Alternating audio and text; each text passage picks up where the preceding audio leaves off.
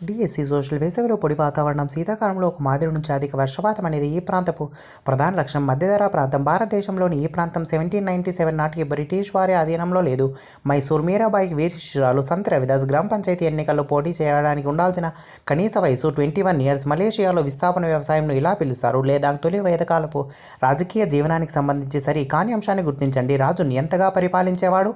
అయితే సరైనవి. తెగల నాయకుడిని రాజన్ అని పిలిచేవారు. రాజరికం వంశపారంపర్యం కాదు. రాజుకు పరిపాలన విషయాల్లో సలహాలు ఇచ్చేందుకు సభ మరియు సమితి అనే 2 సభలు ఉండేవి. పర్యావరణం, ఎన్విరాన్మెంట్ అనే పదం ఎన్విరోనర్ అనే ఈ భాషా పదం నుంచి ఉత్పన్నమైంది. ఫ్రెంచ్ భారత జాతీయ అభిలేఖాగారం ఈ సంవత్సరంలో ఏర్పాటు చేయబడింది. 1920 విద్యార్థి తరగతి గదిలో పంటలు పాఠం విన్న తర్వాత దగ్గరలోని వ్యవసాయ క్షేత్రాలను సందర్శించి పంటలకు ఆశించి చీడపీడల గురించి తెలుసుకోవాలని ఆసక్తి కనపరిచాడు. ఇది దీన్ని సూచిస్తుంది. ప్రతిస్పందన పిల్లలు ఎంత నేర్చుకున్నారని తెలుసుకోవడానికి మూల్యాంకనం చేయడానికి బదులు నేర్చుకోవడానికి దోహదపడేలా మూల్యాంకన విధానాలు ఉండాలని సూచించింది.